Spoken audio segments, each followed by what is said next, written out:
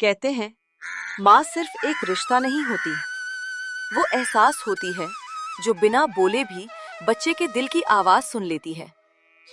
लेकिन जब उसी घर में माँ से पहले सौतेली शब्द आ जाए तो रिश्तों की परछाइयां लंबी और दिल की दीवारें ऊंची हो जाती हैं। आज की कहानी है माधवपुर गांव में रहने वाली एक छोटी सी बच्ची रानी की, जो अपने पिता रघु और सौतेली माँ रेशमा के साथ रहती थी। बाबा, आप बाजार जा रहे हो? मेरे लिए क्या लाओगे? जो हमारी बिटिया रानी कहे वो ही ले आएंगे। बताओ क्या चाहिए तुम्हें? बाबा, मुझे एक प्यारी सी गुड़िया चाहिए, बिल्कुल माँ जैसी। तभी रानी की माँ आवाज लगाती है, अरे आज क्या मांग रही हो अपने बाबा से? अरे सुन रही हो भाग्यवान, हमारी बिटिया ने गुड़िया लाने को कहा है, वो भी बिल्कुल तुम्हारे जैसी। इतना कहकर रानी के पिता बाजार की ओर निकल जाते हैं। रानी के पिता रघु कपड़े बेचने का काम करते थे। रानी अपनी सौतेली माँ और पिता के साथ बहुत खुश थी। सर्दियों के दिन थे। एक दिन रघु को कपड़े खरीदने के लिए शहर जाना पड़ा। अरे सुनती हो, जरा जल्दी से सामान बांधो, मुझे शहर निकलना है। अगर गाड़ी नहीं मिली तो शहर से कपड़े कैसे लाऊंगा, और जो काम चल रहा है वो भी बंद हो जाएगा। अरे बांध तो रही हूँ, ये लो। इस बार कितने दिन लग जाएंगे तुम्हें वापस आने में? देखो रेशमा, सर्दियों का समय है, इसलिए मुझे कम से कम 4-5 दिन तो लग ही जाएंगे। तुम परेशान क्यों होती हो? देखो, अगर काम नहीं करूंगा तो घर कैसे चलेगा, और तुम्हारे होते हुए मुझे किस बात की चिंता है? कुछ देर बाद रघु शहर की ओर निकल जाता है। रानी अपने पिता को जाते हुए देख रही थी, लेकिन उसे ये नहीं पता था कि उसकी माँ, जो उसके पिता के होने पर उसके साथ अच्छा व्यवहार रखती, लेकिन वो मन ही मन रानी से बहुत ईर्ष्या करती थी, क्योंकि रानी ही उसके पिता की पूरी दुनिया थी। दोस्तों, अगर आप कार्टून कहानियाँ पसंद करते हैं तो वीडियो को लाइक करके चैनल को सब्सक्राइब जरूर कर लें। रघु निश्चिंत होकर घर से चला तो गया, पर उसे यह नहीं पता था कि उसकी पत्नी रेशमा उसकी गैर मौजूदगी में रानी के साथ क्या करने वाली थी। अगले दिन रानी सो रही थी, तभी उसकी सौतेली माँ आवाज लगाती है, अरे ओ महारानी, और कितना सोएगी? घर का इतना सारा काम पड़ा है, वो तेरी मरी हुई माँ करेगी क्या? उठ जल्दी। अभी करती हूँ माँ। कड़ाके की ठंड में रानी घर का सारा काम करती है।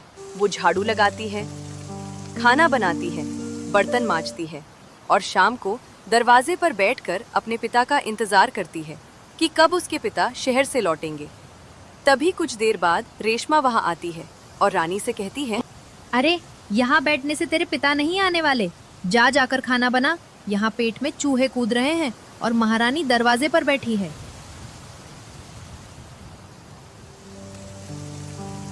आज तो मजा ही आ गया।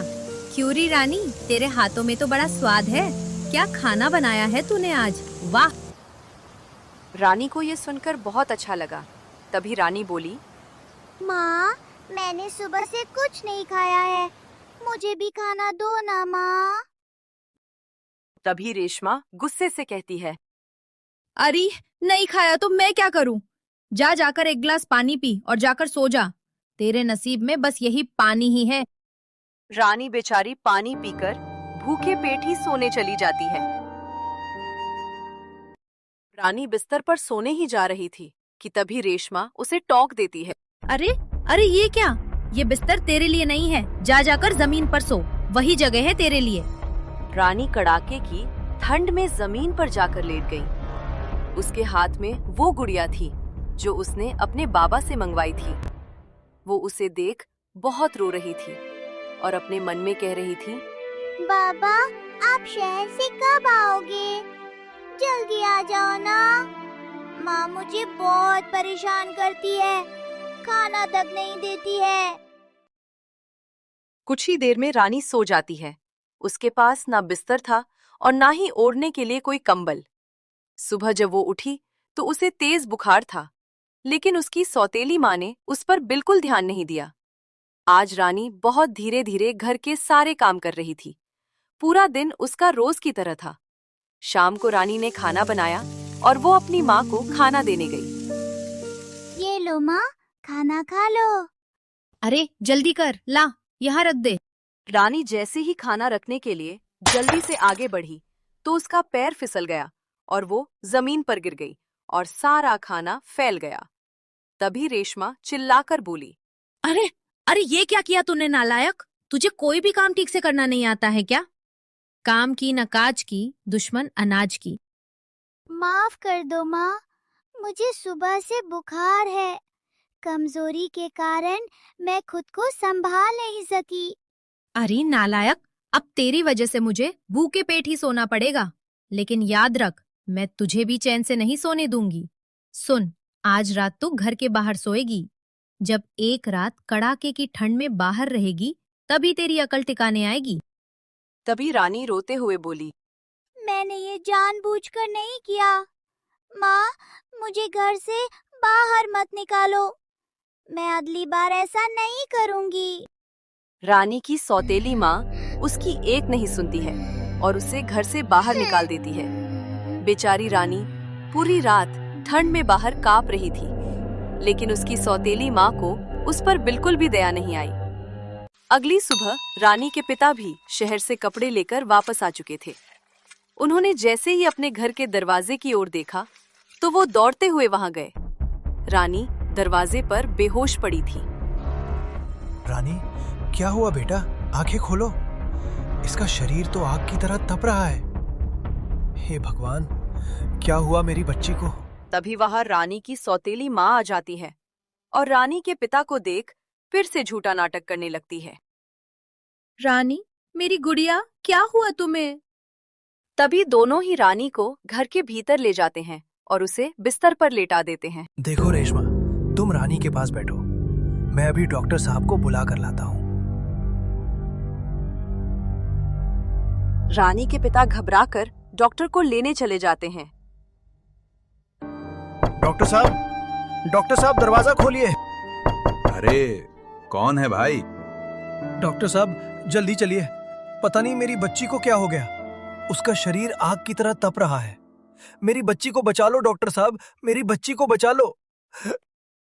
ठीक है, मैं चलता हूँ, तुम चिंता मत करो। कुछ ही देर में डॉक्टर रघु के साथ उसके घर पहुंच जाता है और रानी को देखने के बाद वो कहता है, देखो, बच्ची को देखकर लगता है कि इसने कुछ दिनों से ठीक से खाना ही नहीं खाया। ठंड और कमजोरी के कारण बच्ची बेहोश हो गई थी। खैर, अब चिंता की कोई बात नहीं है। हाँ, थोड़ा बुखार है, मैं कुछ दवाइयाँ दे देता हूँ, ये जल्दी ही ठीक हो जाएगी। बस आप दोनों इसका ख्याल रखो। अच्छा, अब मैं चलता हूँ। डॉक्टर साहब, आपका बहुत बहुत शुक्रिया। आज आपके कारण ही मेरी बच्ची की जान बची है। मैं आपका ये एहसान कभी नहीं भूलूंगा। डॉक्टर वहां से चला गया। तभी कुछ देर बाद रानी को होश आने लगा और वो कुछ बड़बड़ाने लगी। माँ, मुझे घर से बाहर मत निकालो। मैं आगे से कोई गलती नहीं करूंगी। रानी की बात सुनकर रेशमा घबरा जाती है। तभी रघु रानी से कहता है, उठो रानी, देखो तुम्हारे बाबा तुम्हारे सामने हैं। आंखें खोलो रानी, आंखें खोलो।